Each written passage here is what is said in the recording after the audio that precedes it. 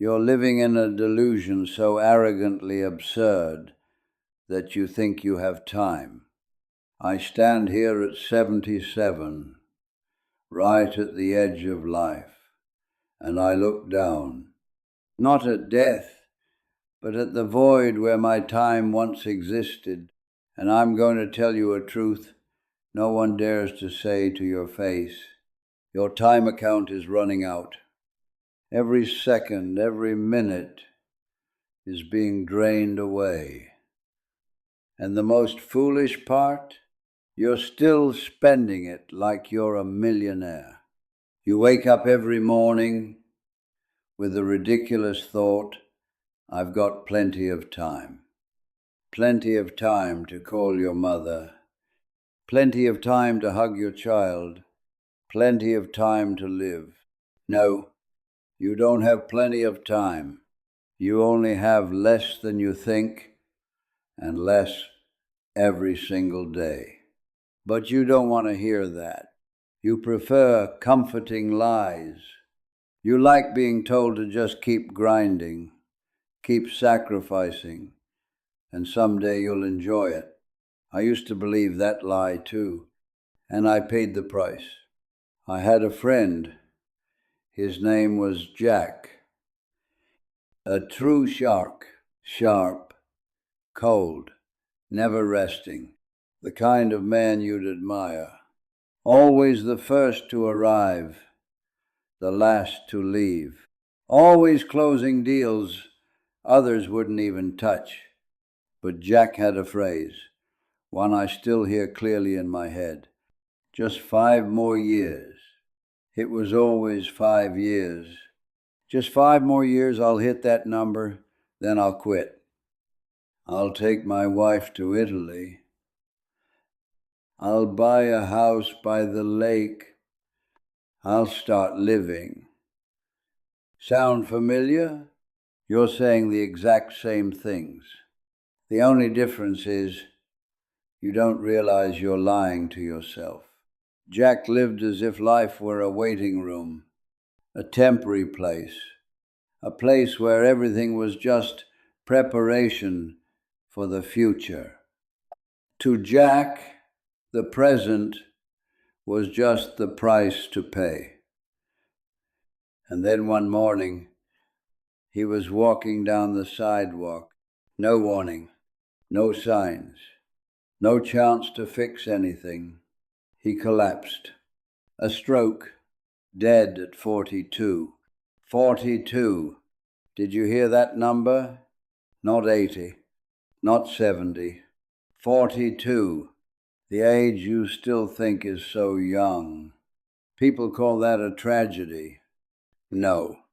Let me tell you, Jack's death wasn't the tragedy. The real tragedy, he spent his entire life waiting for another life, a life where he would start living, but it never came.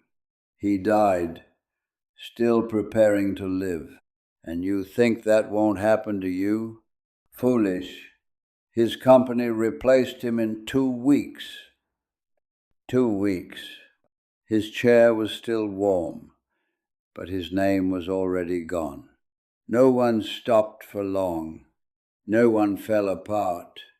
There wasn't some massive void like you imagine.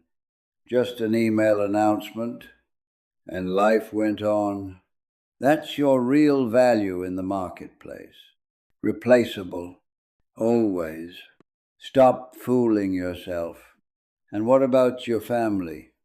They don't get 2 weeks to replace you. They get a lifetime, remembering you weren't there.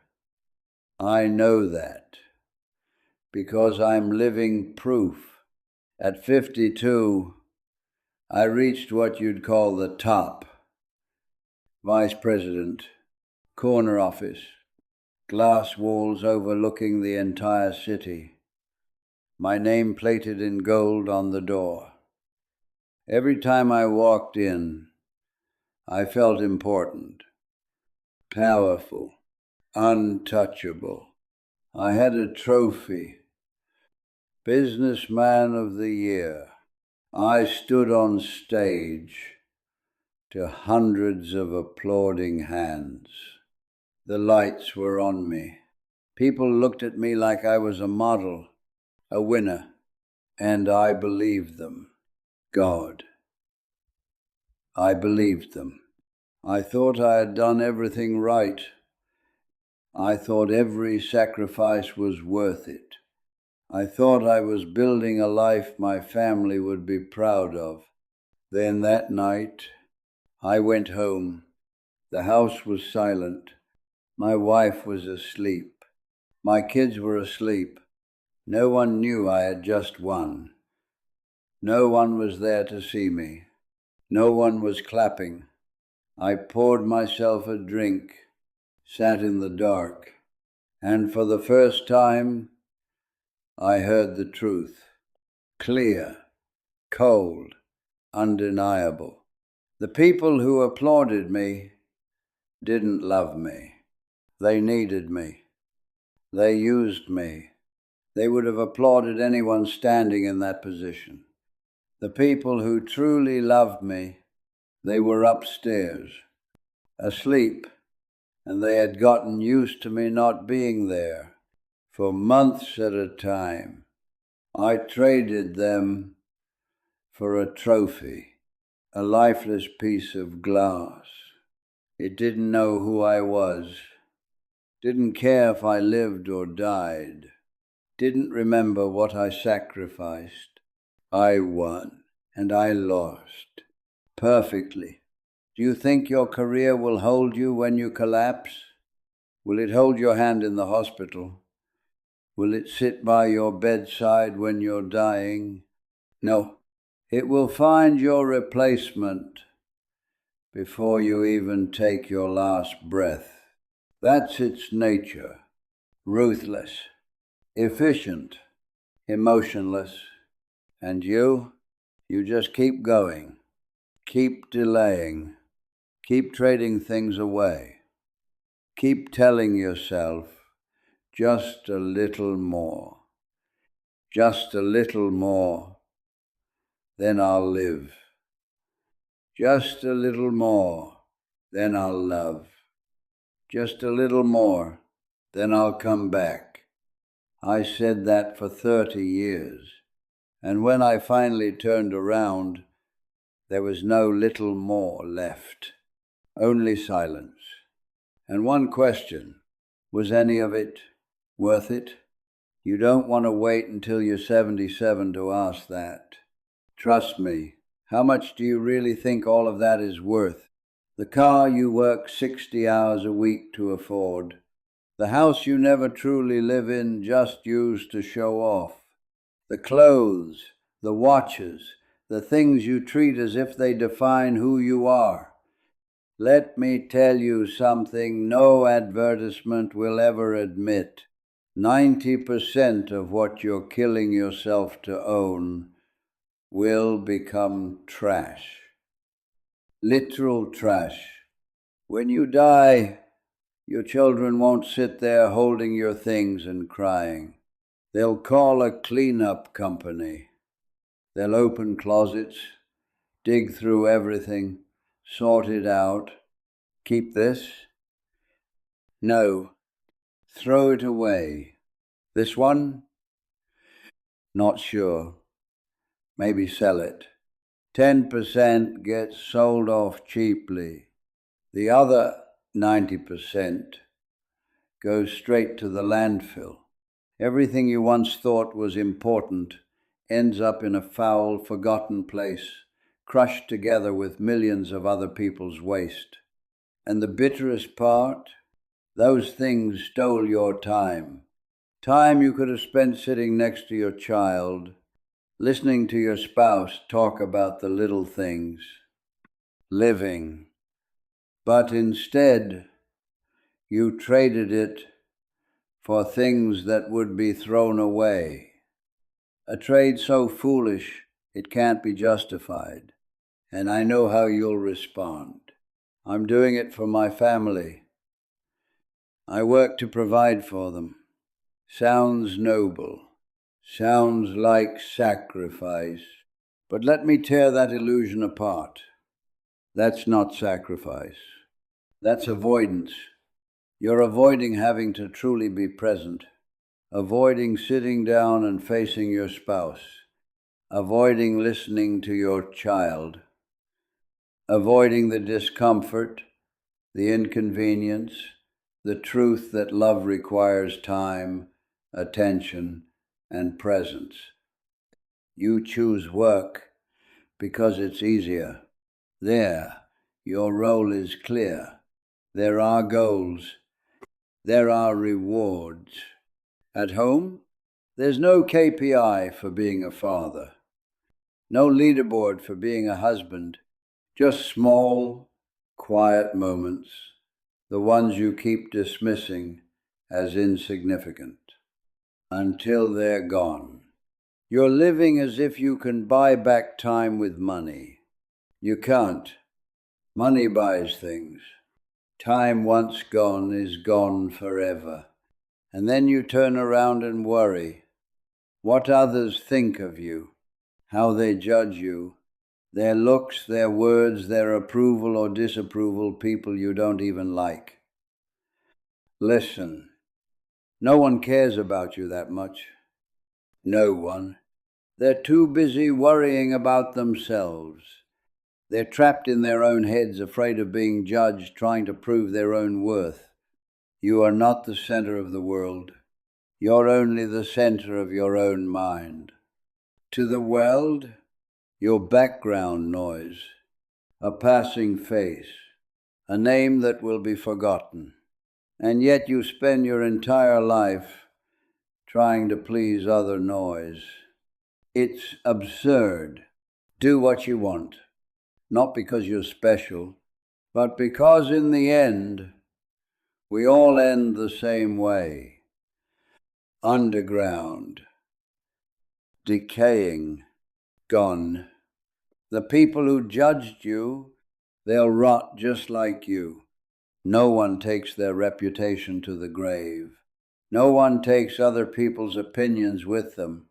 There's only one thing that follows you, how you lived. And if you still don't get it, I'll give you something, a tool, simple, but powerful enough to break the way you're living.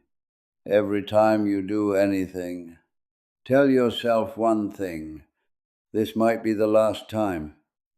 The last time you hold your child. The last time you kiss your spouse. The last time you sit down for dinner with your family. The last time you drink this cup of coffee. The last time you walk down this familiar street.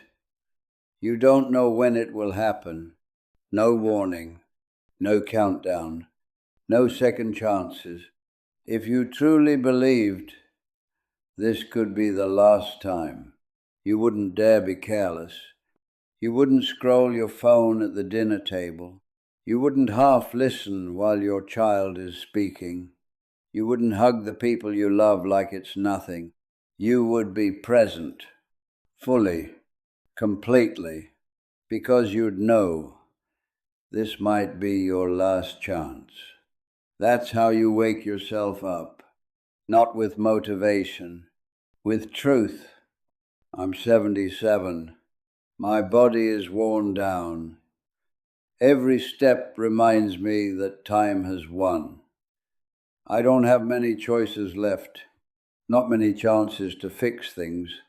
All I can do now is stand here and tell you, you're different. You're holding a golden ticket. Youth, health, energy, time. Everything I wasted without thinking. And what are you doing with it? Scrolling, waiting, delaying, imagining a perfect tomorrow, when everything will finally be ready for you to start living. That tomorrow doesn't exist. It's a trap, a false promise, something that keeps you postponing one more day, then another, until there are no days left. Stop saying, I'll be happy when I have money, when I'm successful, when I'm stable, when I have time. No, you won't. You'll just replace one when with another. An endless loop. Happiness isn't on the other side of life. It's right here in the moment you keep wasting. The journey is the destination. There is no finish line, only the path. And how you walk it. Turn off your screen. Right after this, stand up. Go outside. Call the person you've been putting off for too long. Say the apology you've been swallowing. Hold the person you keep telling yourself you'll get to later. Don't wait. Don't plan. Don't analyze. Just do it. Because that sound you're ignoring, that ticking, it's not a clock. It's your life running out. And one day it will stop. Without warning, without negotiation, without giving you a single extra second. And when it does, there will only be one question left. Did you truly live, or were you just waiting to live?